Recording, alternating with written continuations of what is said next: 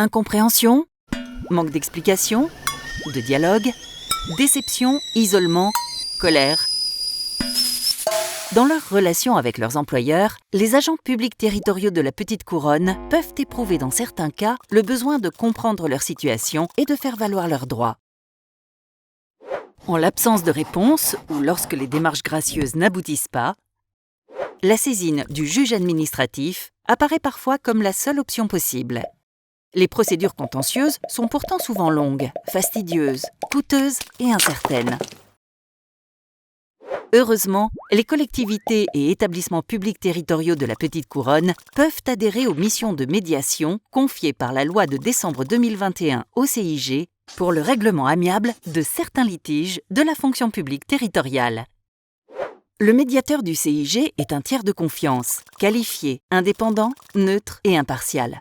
Il intervient concrètement, à l'occasion d'entretiens confidentiels, pour aider la collectivité employeur et son agent à renouer le dialogue, apaiser les tensions et coopérer à la recherche d'une solution mutuellement satisfaisante, mettant fin au contentieux. 3 types de missions de médiation peuvent être assurées par le CIG par convention.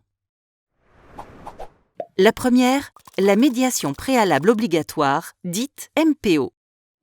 La médiation constitue, pour un certain nombre de litiges listés par décret, un préalable obligatoire au recours contentieux.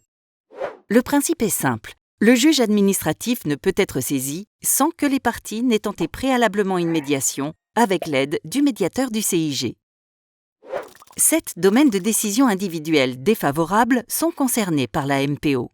La rémunération, les refus de détachement ou de placement en disponibilité, ou de congés non rémunérés prévus pour les agents contractuels, la réintégration, à l'issue d'un détachement, d'un placement en disponibilité ou d'un congé parental, ou le réemploi d'un agent contractuel à l'issue d'un congé non rémunéré, le classement de l'agent à l'issue d'un avancement de grade ou d'un changement de cadre d'emploi obtenu par promotion interne, la formation professionnelle tout au long de la vie, les mesures appropriées prises par les employeurs à l'égard des travailleurs handicapés, l'aménagement des conditions de travail des fonctionnaires reconnus inaptes à l'exercice de leurs fonctions. Les employeurs adhérant à la mission de MPO informent leurs agents des voies et délais de recours au médiateur et de ses coordonnées sur les décisions concernées. Les 2 autres types de missions sont la médiation à l'initiative des parties et celle à l'initiative du juge administratif. Le CIG peut ainsi intervenir en l'absence de toute procédure juridictionnelle pour des missions de médiation à l'initiative des parties concernant les litiges relatifs au statut des fonctionnaires et agents contractuels de droit public. Celles-ci doivent convenir préalablement de s'engager dans un processus de médiation et d'avoir recours au CIG comme tiers de confiance pour la mise en œuvre d'une telle mission. Des missions de médiation peuvent également être ordonnées à l'initiative du juge administratif, en accord avec les 2 parties, après le dépôt d'une requête au contentieux. La médiation est dans tous les cas un processus responsabilisant et créatif puisque la solution appartient aux parties. Celles-ci peuvent venir seules aux réunions ou être accompagnées de toute personne de leur choix. C'est un processus souple et non contraignant.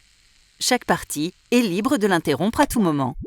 Elle préserve les droits de l'agent en interrompant le délai de recours contentieux et en suspendant les délais de prescription. Elle est gratuite pour les agents des collectivités de la Petite Couronne.